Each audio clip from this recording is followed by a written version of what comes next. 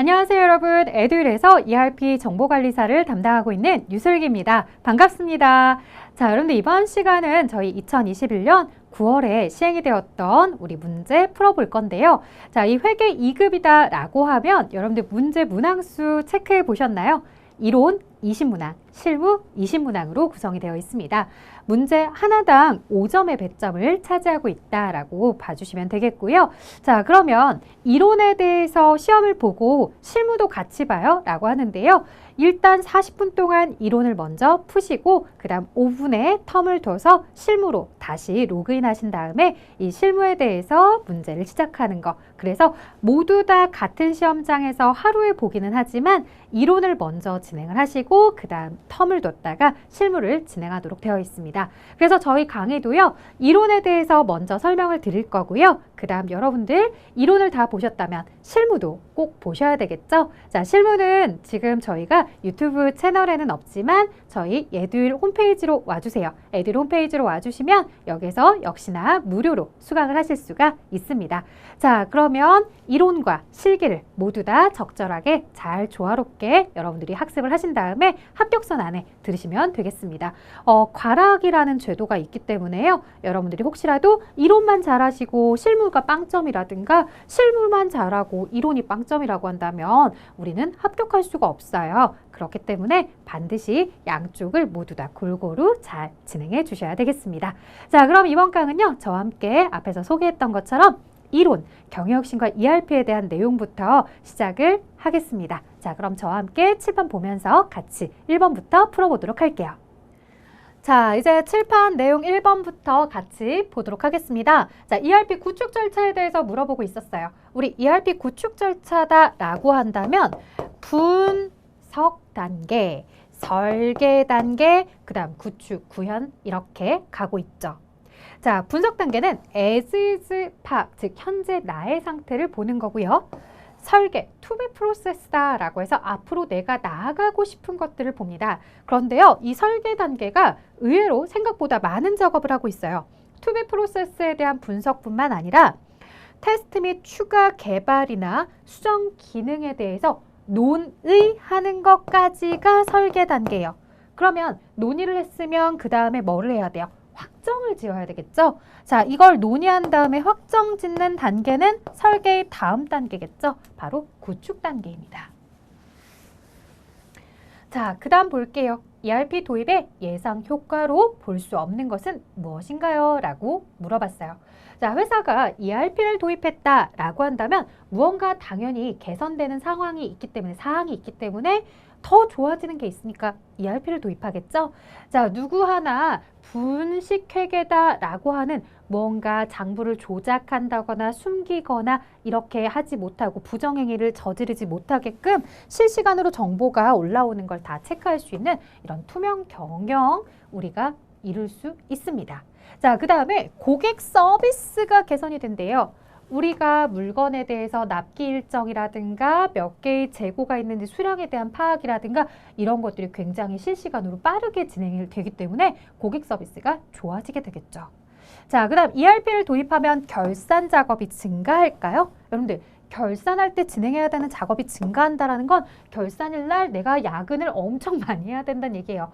아니, ERP를 도입했는데 야근을 전보다 더 많이 하면 곤란하겠죠. 그래서 결산 작업의 증가가 아니라 결산 작업이 감소하게 됩니다. 축소합니다. 단축됩니다. 이렇게 얘기를 해줘야 되겠죠.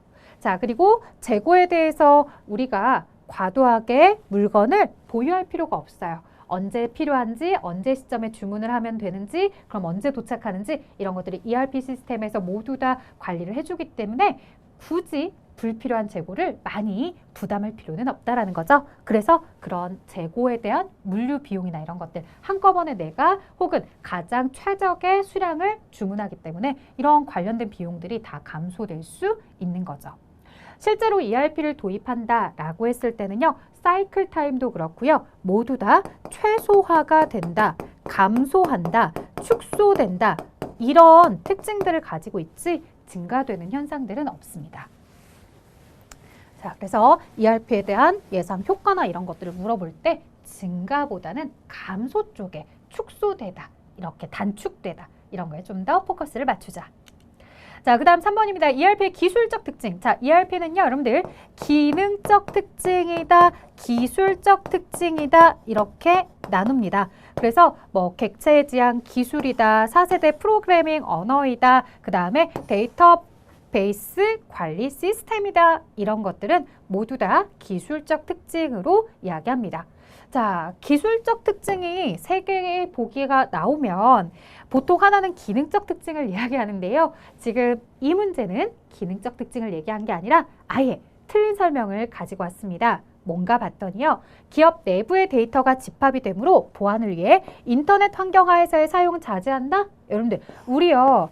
가지고 있는 PC 중에 인터넷 안 되는 PC 거의 없어요. 무선으로도 다 잡을 수가 있죠. 그럼 그런 PC들은 우리가 ERP 설치하면 안 되는 거예요? 그건 불가능하죠. 우리 오히려 클라우드다라고 해서 이 인터넷 환경에서 더욱더 많이 활용할 수 있게끔 이렇게 개발이 되어 있기 때문에요. 인터넷 환경에서 사용을 자제한다라는 설명은 애초에 틀렸죠. 자, 그래서 정답은 3번이었다. 나머지 4세대 프로그래밍, 객체 지향 기술, 데이터베이스 관리 시스템 이런 내용들에 대해서는 모두 기술적 특징이니까요. 꼭 기억해 두세요. 자, 기술적 특징과 기능적 특징 여러분들이 꼭 구분해서 기억하셔야 되거든요. 근데 기능적 특징을 기억하시는 것보다는 지금 나와 있는 기술적 특징 3가지만 반드시 기억하시면 나머지가 기능적 특징이야. 혹은 이런 문제처럼 전혀 관련이 없는 설명이 나올 거야. 이렇게 접근해 주시면 더 좋을 것 같아요. 자, 그 다음 볼게요. ERP 도입을 할 때 선택 기준으로 적절하지 않은 것. 경영진의 확고한 의지가 있어야 됩니다. 경영진이 중간에 야, 돈 많이 든다. 그냥 그만하자. 그러면 ERP 도입하기 전이나 도입한 후나 다를 게 없죠. 도입이 혹은 안 되거나. 자, 그 다음에 경험 있는 유능한 컨설턴트를 활용해야 된다. 전사적으로 전 임직원의 참여를 유도해야 된다. 다른 기업이 가장 많이 사용하는 패키지를 선택하는 것이 좋다. 자, 질문은요. 적절하지 않은 것이었어요. 경험 있는 유능한 컨설턴트를 우리가 고용을 해야지 경험도 없는 컨설턴트에게 우리 회사 ERP는 어떻게 하면 좋을까 이렇게 물어보면 그 사람도 죄송해요. 저도 처음이라 이렇게 말하면 우리가 성공적으로 구축하기가 어려워요. 그렇죠? 그 다음에 경영자나 특정 직원들만 참석하는 게 아니라 모두 같이 참석을 하고 있어야 되겠죠. 자, 패키지 선정은요. A라는 기업이 혹은 나의 경쟁사가 A라는 패키지를 사용하고 있어요. 그럼 경쟁사가 A라는 패키지를 이용하니까 나는 A 이용해야 돼요? 아니죠. 우리 회사는 B랑 더 맞아요. 그럼 B를 선택하는 게 맞는 겁니다. 그러니까 다른 기업에서 가장 많이 사용하는 패키지가 아니라 자회사, 내 회사에 맞는 패키지를 선택하는 것이 좋다. 이렇게 접근해 주셔야 되죠. 어때요, 여러분들? 여기까지가 20점이었어요. 좀 어려워요 라고 하시는 분들은 아직 여러분들이 이 경영신과 ERP에 대해서 학습이 안 되신 분들일 거고요. 아마도 잘 풀렸어요 라고 하신다면 이 부분에 대해서는 다른 과목이라든가 아니면 이미 여러분들이 학습이 된 상태겠죠. 실제로요, 여러분들 이 경영신과 ERP는 진짜로 문제 은행식이 거의 확실해요. 그래서 계속 나왔던 문제들 똑같이 나오니까요. 여러분들 무료 강의, 3개 강의 꼭 들어주시고요. 그 다음 여기에 문제들도 꼭 매회차마다 기출문제 빼지 마시고 다 풀어보시면 좋을 것 같아요. 자, 이제 본격적으로 회계 시작합니다. 회계 정보 이용자의 합리적인 의사결정에 유용한 정보를 제공해주자. 이거 뭘까요? 이렇게 합시다. 우리가 오늘 2021년 5회차 기출문제를 스스로 풀 수 있다. 모든 문제를 틀림없이 풀 수 있다. 이런 걸 다 뭐라 그래요? 학습 목표라고 하죠. 무얼 하자, 어떻게 하자라고 하는 거, 유용한 정보를 제공하자라고 하는 건 회계가 이걸 해야 된다라는 거죠. 그래서 회계의 목적입니다. 자, 회계의 분류에 대해서는 뭐 내부정보 이용자의 관리회계, 외부정보 이용자의 뭐 재무회계, 과세당국에 대한 세무회계 이렇게 분류를 할 수도 있겠고요. 회계 연도다라고 해서 1년을 가지고서 우리가 회계연도, 당해년도, 단기, 그 다음 전년도 전기, 다음 연도 차기 이렇게 연도를 구분할 수도 있겠고요. 회계 단위다라고 해서 장소적 범위로 회계 단위를 이야기할 수도 있겠죠. 자, 하지만 이 문제는 유용한 정보를 제공하자라고 해서 회계의 정의이자 목적에 해당합니다. 자, 6번입니다. 다음 재무제표 중 일정 시점에 기업의 정보를 불특정 다수의 이해관계자들에게 전달하는 보고서래요. 여러분들, 일정 시점이라고 하면 한 가지밖에 없다? 뭐밖에 없어요? 2021년 12월 31일 현재를 나타내는 건 재무 상태표밖에 없습니다. 우리가 1월 1일부터 12월 31일까지 놓고 보았을 때 요 시점, 일정한 시점을 놓고 보는 건 재무 상태표, 나머지 손익계산서, 현금흐름표, 그 다음에 자본변동표, 얘들은 모두 다 일정 기간이에요. 그러니 문장에서 일정 시점이다 라고 이야기했을 때 답이 될 수 있는 건 재무상태표밖에 없는 거죠. 나머지는 모두 다 일정 기간이다. 자, 일정 기간 동안 여기까지만 하면 이제 현금흐름표도 있고 자본변동표도 있고 손익계산서도 대상이 될 수 있다 이거예요. 기업의 경영성과는 수익에서 비용을 차감해서 플러스가 나오면 이익이고 마이너스가 나오면 손실입니다. 내가 영업을 잘했다, 못했다 이렇게 보는 거, 성과를 나타내 주는 거. 그래서 동태적 재무제표 1월 1일부터 12월 31일까지 동영상을 찍듯이 이때의 그 과정들을 모두 다 볼 수 있는 표, 손익계산서. 이렇게 표현을 해주셔야 됩니다. 현금흐름표는 현금의 유입과 유출에 대해서 영업활동, 재무활동, 투자활동을 나누어서 본다라고 표현이 되어 있어야 되겠고요. 자본변동은 자본에 대한 구성 요소들의 변화가 어떻게 되는지, 자본이 증가하고 감소하는 형태를 보여주는 것, 이렇게 표현을 해주셔야 되겠죠. 에듀윌 유료 회원만의 남다른 서비스.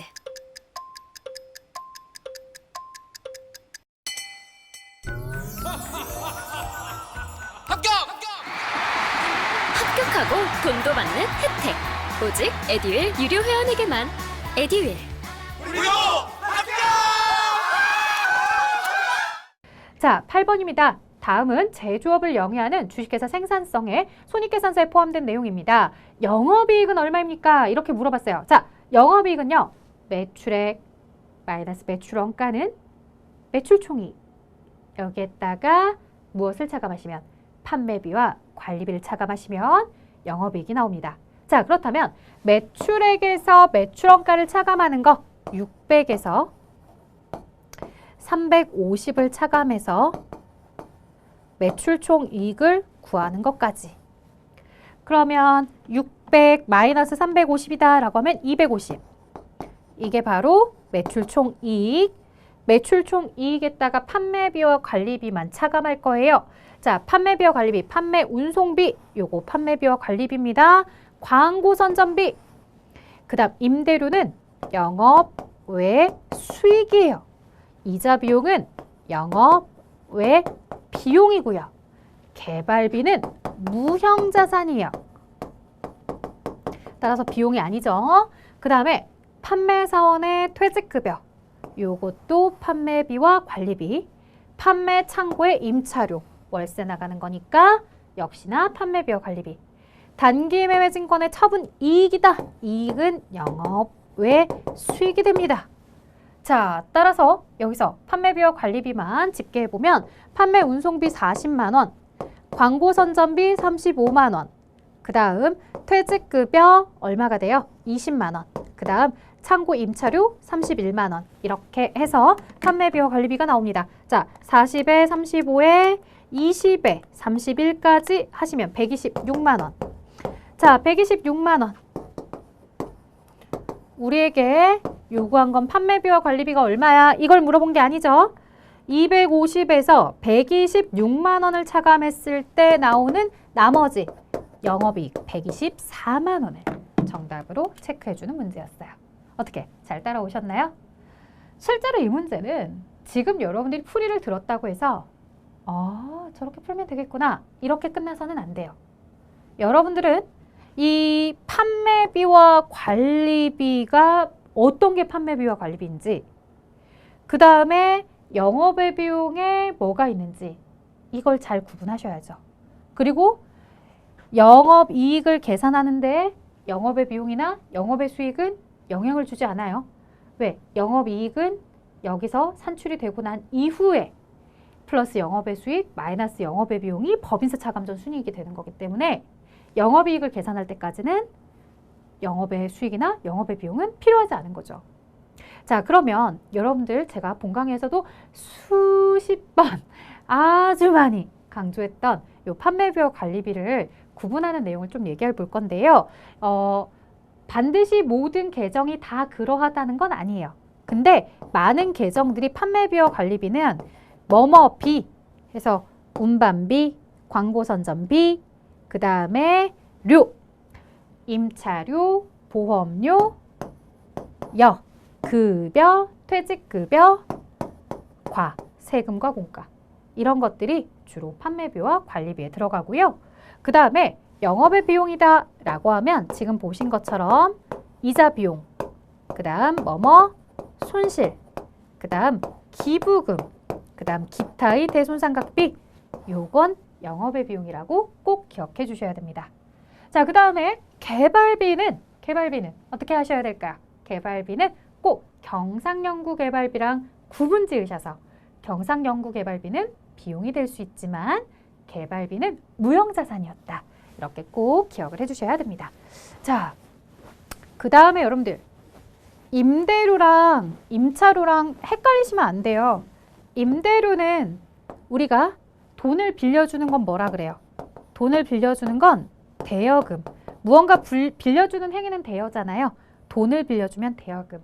이건 내가 받을 권리인 자산이죠. 근데 내가 돈을 빌려준 게 아니라 뭐를 받았어요? 뭐를 빌려줬어요? 건물을 빌려줬어요. 돈을 빌려주면 대여금이지만 건물을 빌려주면 임대예요. 임대하고 요금을 받았어요. 이건 수익이라고요. 또 하나 조심하실 계정이 있죠. 내가 건물을 임대해주고 보증금을 받았어요. 이건요, 그 세입자가 나가는 날 돌려줄 의무가 있는 부채예요. 비유동부채. 잘 구분해 주세요. 반대로 자, 돈을 빌리는 걸 차입하다라고 해요. 그래서 단기 차입금, 장기 차입금, 부채죠. 건물을 빌리는 행위는 임차예요. 건물을 빌리고 월세 냈죠? 월세 내는 임차료는 비용이죠. 건물을 빌려오고서 건물을 임차하고서 내가 납부한 보증금은 나중에 여기를 빠져나가는 날 돌려받을 권리가 있는 내 돈이에요. 그래서 기타 비유동자산에 들어가죠. 자, 이런 것들도 정리를 잘 해주시면 좋을 것 같아요. 그 다음 갑니다. 9번입니다. 일정 기간 현금이 어떻게 조달이 되고 사용이 되었는지. 여러분들 이번 회차는요. 사실은 이 내용만, 재무제표에 대한 내용만 잘 알고 있어도 벌써 세문항이나 맞출 수 있었죠. 일정 시점 재무상태, 일정 기간의 경영성과는 손익계산서, 그 다음에 여기는 일정 기간의 현금에 대한 조달, 바로 현금흐름표라고요. 자, 그 다음 10번입니다. 회계처리를 할 경우 적절한 계정 과목. 8월 6일 업무용 컴퓨터를 구매했대요. 자, 내가 판매용이 아니에요. 업무에 사용할 컴퓨터를 구입했어요. 뭐라고 구매했다? 비품. 비품이라는 유형자산입니다. 자, 그리고 대금은 월말에 지급하기로 했대요. 자, 주의하실 점. 상품이 아닌 유형자산인 비품을 외상으로 구매하거나 약소거금을 지급하거나 이러한 행위들은 모두 다 일반적 상거래 이외의 채무 계정인 미지급금을 쓰셔야 됩니다. 따라서 정답은 비품과 미지급금에 대한 계정이 있어야 되고요. 보기에 비품은 없으니까 미지급금 3번이 정답. 업무용 컴퓨터 주의해 주셔야 되겠고요. 그 다음에 이렇게 일반적 상거래가 아닐 때 미지급금으로 쓴다라는 것도 꼭 조심해 주자. 자, 그 다음 11번 갑니다. 회계상 거래가 아닌 것을 물어봤습니다. 자, 회계상 거래다라고 하면 저는 보통 돈이나 물건의 움직임을 잡으셔야 돼요 라고 하거든요. 지폐나 동전 같은 화폐, 그리고 물건이라는 뭐 재화 이런 것들. 자, 그러다 보니까 일상생활에서는 거래라고 이야기하지만 회계상에서는 거래라고 하지 않는 것들 6가지 단어를 주의해 주세요 라고 합니다. 바로 뭐냐면 주문, 계약, 약속, 담보, 보관, 채용. 기본적으로 이 6가지들은 여러분들이 기억을 하시는 게 좋습니다. 뭐로써? 회계상 거래가 될 수 없는 걸로써. 따라서 부동산 매매 계약을 했다. 단순한 계약 행위는 회계상의 거래는 아닙니다. 계약이 거래가 되기 위해서는 계약금이 얼마 주고받았다 라는 얘기가 있어야 돼요. 자, 기계 고장을 수리했더라 라고 한다면 여러분들은 수선비를 떠올리시게 될 거고요. 창고에 보관 중인 상품을 분실이나 도난당했다 라고 했을 때 이런 분실이나 도난에 대해서 뭐 잡손실 이렇게 쓸 수 있겠고요. 비품의 감가상각이다 라고 했을 때 감가상각비다 라고 해서 발생주에 따라서 처음부터 모두 다 비용 처리하지 않고 사용을 했을 때 이렇게 비용으로 인식을 하는 거죠. 자, 그래서 단순한 계약, 보관, 담보, 약속 이런 것들, 주문, 채용 이런 것들은 회계상 거래가 될 수 없으니까 꼭 주의해 주세요. 자, 12번입니다. 재무 비율의 종류와 분석 내용을 틀리게 연결한 것 이렇게 물어봤어요. 유동 비율. 유동 비율은 유동성이 좋으냐 나쁘냐. 유동성이 좋다 나쁘다라는 건 회사가 단기의 부채 상환 능력이 어느 정도 있는지를 보는 거죠. 자, 그 다음에 자기자본 비율이다 라고 했을 때 자기자본 비율에 대해서는 이 회사가 자본이다 라고 했을 때 자기자본도 있지만 타인자본이라는 부채도 있어요. 그래서 그들에 대해서 내 자기자본이 얼마인지 타인자본은 얼마인지 그것들에 대해 그럼 그 중에서 타인자본보다 부채보다 내 것에 내 회사에 차지하고 있는 내 진짜 내 돈은 얼마인지 이런 것들은 회사가 어느 정도 안전성을 가지고 있는지를 보는 거죠. 자, 부채 비율. 전체적으로 회사의 장기적인 지급 능력, 그래서 부채에 대해서 어느 정도 가지고 있는지 이런 것들을 보게 됩니다. 자, 당좌 비율이다 라고 하는 건 자산들 중에서도요, 이 유동자산 중에서도 당좌자산과 재고자산이 있죠. 네, 그 중에 당좌자산에 대한 비율, 회사가 현금화 시킬 수 있는 혹은 현금의 유동성 이런 것들을 보는 거죠. 그래서 자산의 효율적인 운용 여부는 아니더라. 자, 그래서 정답은 4번이었어요. 각각의 비율들은 여러분들이 찾아보시면 되겠고요. 그 다음 봅니다. 자, 다음 중 현금 및 현금성 자산으로 분류할 수 없는 것을 골라주세요 라고 하네요. 자, 현금이 현금성 자산이다 라고 하면 기본적으로 현금부터 시작하죠. 현금은 통화 및 통화대용증권, 즉 동전 지폐뿐만 아니라 통화대용증권의 자기압 수표, 그 다음에 여행자 수표, 가계 수표, 타인, 즉 동전 발행 수표 이런 것들 모두 다 현금으로 바라보고 있었고요. 자, 그 다음 당좌예금, 보통예금, 그리고 마지막 현금성 자산인데요. 현금성 자산, 취득일로부터, 자, 취득시 결산일로부터가 아니에요. 취득일로부터 3개월 이내에 도래하는 채권이에요. 취득시 결산일이다 라고 하면 예를 들어서 취득을 4월 1일에 했고 회사가 12월 31일이다 라고 했을 때 이 현금성 자산은 4월 달부터 시작해서 4, 5, 6에서 6월 30일까지 이렇게 3개월 이내에 만기가 도래하게 되면 이걸 현금성 자산이라고 한다는 거지. 취득 시 결산일로부터 3개월 이내에 도래한다 이렇게 따지는 게 아니에요. 그렇기 때문에 말도 잘 안 된다. 그렇죠? 자, 취득한 시점으로부터 만기가 3개월 이내에 있는 것만 우리가 현금성 자산이라고 부르는 거다. 자, 그래서 정답은 3번이 틀린 지문이었다. 자, 그 다음에 여러분들 조심하셔야 될 게요. 수입, 인지, 세금과 공과, 그 다음에 우표, 우편 이런 것들, 통신비 이런 것들은 절대 뭐가 될 수 없다. 우리 현금 및 현금성 자산 안에 들어갈 수가 없다. 꼭 기억해 주셔야 되죠. 그 외에도 또 하나 더 써보세요 라고 한다면 선일자 수표 같은 거, 이런 선일자 수표는 어음처럼 다루고 있는 거니까 절대 현금이 될 수 없는 것으로 잘 주의해서 봐주세요. 다행히도 이번 회차 문제에서는 이런 내용들이 들어가진 않았지만 사실 다른 회차들은 이런 걸 두고서 이야기도 합니다.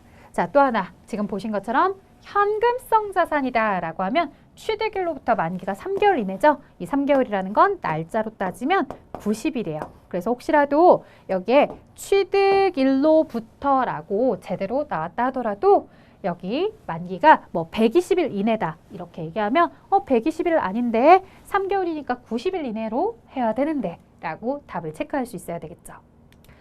자, 2020년 1월 1일 기계장치를 5천만 원에 취득을 했습니다. 자, 무언가 여러분들은 여기에서 좀 특이사항을 발견해 주셔야 되는데요. 바로 연도입니다. 지금은 2021년도, 그것도 앞에 초반 시험이 아니라 뒤에 후반부, 벌써 9월달 시험이에요. 근데 왜 하필 2020년으로 문제가 출제가 되었을까? 여기서 의심을 해주셔야 됩니다. 자, 그러면 2020년 1월 1일 날 취득을 했어요.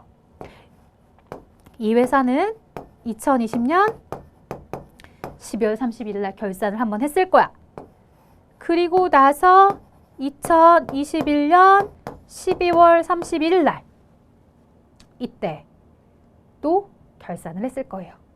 질문은 역시나 2020년 기계장치를 5천만 원에 취득을 했는데 2021년 12월 31일 결산 이후 손익계산서에 기록이 될 감가상각비를 물어본 거예요. 자, 그 다음에 정액법이면 상관없는데 정률법이야. 정률법은 매년 감가상각 금액이 달라지죠. 점점 줄어들 거예요. 자, 내용연수 5년이면 상각률은 0.45. 자, 그러면 정률법 취득원가에 상각률 0.45를 해주세요. 그러면 5천만 원에 0.45다라고 하면 첫 번째 년도 감가상각한 금액은 2,250만 원. 자, 그럼 이제 두 번째 년도는 앞에 취득원가가 아니라 미상각잔액. 미상각잔액이라 하면 취득원가에다가 앞서 감가상각을 했었던 금액에 대한 차감, 그리고 똑같이 상각률. 자, 그러면 이 앞에 미상각잔액은 2,750 곱하기 0.45 하시면 금액이 얼마가 나오냐면 1,237만 5천 원 이렇게 나오는 거예요. 자, 연도 주의해 주세요. 절대 정답을 4번으로 체크하시면 안 돼요. 그건 한 번의 감가상각이었죠. 두 번의 감가상각이라면 취득원가에 앞에 있었던 감가상각 두 개에 차감하시고 상각률. 그래서 정답 3번이었어요. 정률법이라는 거 잘 봐주셔야 되겠고요. 취득한 시점과 감가상각에 대해서 물어본 시점을 잘 봐주셔야 됩니다. 보통 정률법이 나왔을 때는요. 첫 번째 취득한 연도의 감가상각비를 물어보는 경우는 거의 없어요. 이렇게 지금 보시는 것처럼 항상 두 번째 연도. 왜? 그래야 두 번 계산을 하니까. 그러면 정률법은 이렇게 이제 두 번째 연도를 물어본다고 하는데 정액법은 또 어떤 유형으로 출제가 돼요? 라고 물어보신다면 정액법에서는 요 앞에 취득한 월이 조금 주의사항이에요. 거기는 이제 감가상각을 할 때 월할 상각이다 라고 해서 이제 월별로 쪼개서 감가상각을 하도록 하는 문제들로 많이 출제가 됩니다. 에듀윌 유료 회원만의 특별한 서비스.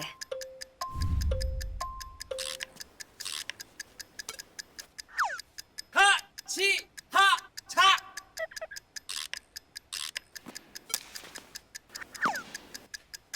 하치하차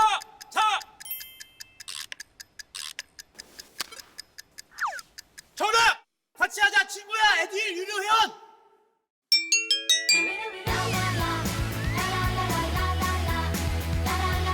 친구 소개하고 현금 받는 혜택. 오직 에듀윌 유료 회원에게만. 에듀윌. 자, 이제 15번 갈게요. 2021년 12월 30일 결산 이후 기계장치 장부가액은 얼마입니까? 라고 물어봤어요. 자, 장부가액이라는 게 뭐냐? 취득원가 마이너스 감가상각 누계. 이게 바로 장부가액이야. 장부에 기록된 자산의 가치. 정액법이죠. 자, 취득한 시점은 19년 1월. 근데 나에게 물어본 시점은 21년 12월. 그러면 19년도 1월 1일 날 취득을 했던 걸 언제? 19년도 12월 31일 날 감가상각. 20년도 12월 31일 날 감가상각. 그리고 다시 한번 21년도 12월 31일 감가상각. 몇 번의 감가상각이 있었어야 돼요? 3번. 세 번의 감가상각이 있었어야 돼요. 자, 취득원가 1,000만 원에 잔존가치 100만 원. 자, 1,000만 원에 잔존가치 100만 원. 그럼 이제 900만 원에 나누기 내용연수 5년. 자, 됐어요. 900 나누기 5 하시면 180. 자, 매년 180만 원씩 18년도 결산에 180. 죄송합니다. 19년도 결산에 180. 그 다음에 20년도 결산할 때 180. 21년도 결산할 때 180. 자, 취득원가 1,000만 원짜리. 180만 원씩 3번의 감가상각을 하게 되면 감가상각 누계액이 540. 그렇다면 1,000만 원에서 540을 제외한 나머지 460이 21년도 12월에 감가상각을 하고 나서의 장부가액. 그래서 정답은 460. 이렇게 되는 거죠. 자, 첫 번째 연도에 180의 감가상각이 있었다. 근데 이건 2019년도, 20년도, 21년도 3번의 감가상각을 진행한 걸 차감해야 장부가액이 나오는 거다. 장부가액이 뭔지도 잘 알고 있어야 되죠. 자, 16번 갑니다. 무형자산으로 구분할 수 없는 것. 자, 우리가 기본적으로 무형자산이다 라고 이야기를 하는 건요. 영업권, 그 다음 개발비, 요게 이제 대표적이죠. 자, 산업재산권이다 라고 해서 특실의상, 특허권, 실용신앙권, 의장권, 혹은 디자인권, 상표권 이런 것들이 이제 산업재산권, 그 외에도 뭐 저작권 이런 것들이 있죠. 자, 건설 중인 자산은 어디에서 받는지 여러분들 기억하세요? 건설 중인 자산 눈에 보여요. 무형자산은 눈에 안 보이는 게 무형자산이잖아요. 건설 중인 자산 1층 짓고 있어요. 2층 짓고 있어요. 3층 짓고 있어요. 4층 짓고 있어요. 계속해서 짓고 있는 자산 이거 뭐예요? 눈에 보이는 유형자산이죠. 자, 그래서 건설 중인 자산은 유형자산에 속합니다. 자, 17번 다음 중 사채의 발행 방법. 자, 사채의 발행 방법에서는 여러분들 우리가 유효이자율과 액면이자율에 대해서 가지고서 이야기하죠. 유효이자율은 뭐 시장에서 우리가 그 사채처럼 조건이 있을 때 내가 받을 수 있는 이자, 즉 사채를 취득하는 사람 입장에서는 받을 수 있는 이자, 사채를 발행하는 사람 입장에서는 지급해야 되는 시장이자. 자, 액면이자는 하지만 회사가 그 사채 표면에, 이 사채 표면 액면에 내가 주겠다고 약속한 이자. 그 두 가지가 동일하면 우리가 액면 발행이다 라고 부르죠. 그래서 시장에서 주는 이자나 회사가 주는 이자가 똑같으면 액면 발행. 자, 그 다음에 시장에서 그 조건으로 대출을 하고 싶다, 대출을 받고 싶다라고 한다면 그 회사가 지불해야 되는 이자는 12%. 하지만 그 회사가 실제로 지불하겠다라고 약속하는 것은 뭐 8% 혹은 뭐 10%로 할까요? 그냥 10%. 자, 표면에 써져 있는 이자와 시장에서 지불해야 된다라고 나온 이자가 지금 다르죠. 회사가 이자를 적게 주고 있어요. 회사가 이자를 적게 주는 건 할인 발행. 반대로 시장에서 이자보다 회사가 주는 이자가 더 많아요. 그러면 할증 발행. 처음에 받는 돈을 더 많이 받아오실 수가 있습니다. 자, 이렇게 액면 발행, 할인 발행, 할증 발행은 있어도 뭐는 없더라? 분할 발행. 이런 개념은 없습니다. 자, 18번입니다. 보통주 300주, 액면 금액 5,000원을 주당 10,000원에 발행하였다.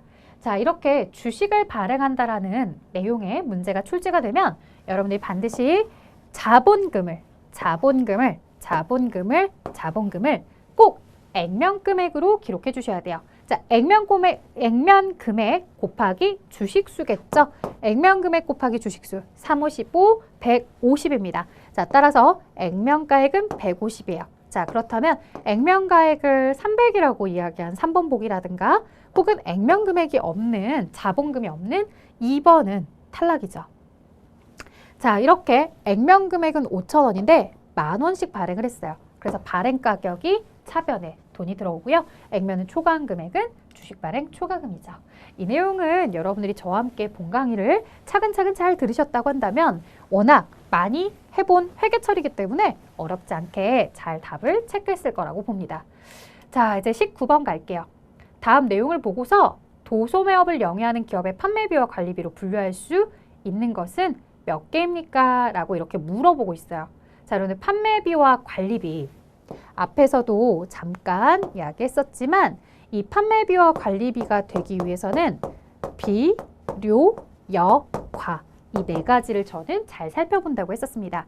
자, 비라고 했을 때 교육훈련비, 그 다음에 수도 강열비, 복리후생비, 접대비 이렇게 보는 거죠. 그래서 정답은 몇 개다? 4개다. 이렇게 이제 체크를 했는데 간혹 이렇게 보고서 아이 강사님 비료여가라고 했으면 대손삼각비도 넣어줘야죠 라고 하시는데요. 자, 얘들은 뭘로 기억하자 그랬었어요? 영업의 비용으로 기억해달라고 그랬죠? 영업의 비용이다 라고 하면 뭐뭐 비용, 그 다음에 뭐뭐 손실, 그 다음에 기, 부금, 기타의 대손삼각비. 얘들이 영업의 비용이죠. 자, 그 다음에 주의하실 점 선급비용. 비용으로 끝났다고 해서 모두 다 손익계산서의 비용 아니에요 라고 제가 처음 시작할 때 얘기를 해요. 앞에 선급 혹은 미수 수익처럼 미수가 들어가는 계정들은 자산이죠. 그 다음에 여기도 비용이 들어갔다고 해서 손익계산서의 비용 아니다. 미, 지급으로 시작하거나 선, 수, 수익 같은 선수로 시작하는 아이들은 부채입니다. 따라서 선급, 미수는 자산, 미지급, 선수는 부채. 이렇게 잘 구분이 되어 있어야 되겠죠. 자, 우리에게 판매비와 관리비만 골라서 계산해 보세요 라고 하는 문제들도 출제가 되지만 이렇게 보시는 것처럼 단순하게 판매비와 관리비 개수가 몇 개야? 라고 물어보기도 합니다. 자, 마지막 문제. 기초상품 재고액을 계산하면 얼마입니까? 라고 물어봤어요. 자, 기말이 나오고 있고요. 단기상품 매입액이 나오고 있죠. 이 문제도 사실은 굉장히 중요합니다 라고 강조했던 문제 중에 하나입니다. 우리가 기초상품이다, 기말이다, 상품 매입액이다 라고 하는 건 모두 다 매출원가를 이야기합니다. 자, 그래서 상품에 대해서 기초, 기말, 그 다음 매입, 그 다음 매출원가 이렇게 매출원가를 이용해서 우리가 이제 계산을 하는데요. 매출액 마이너스 매출원가는 매출총이익이죠. 이 구조를 잘 활용해서 여러분들이 계산을 하시는 겁니다. 자, 총 매출액 400. 그 다음 매출총이익이 190이래요. 도대체 400에서 얼마를 차감하면 190이 나올까요? 즉, 이 자리는 210이었겠죠. 자, 매출원가가 210만 원입니다. 그러면 이 상태에서 매입과 기말을 볼게요. 기말은 60만 원, 매입은 55만 원.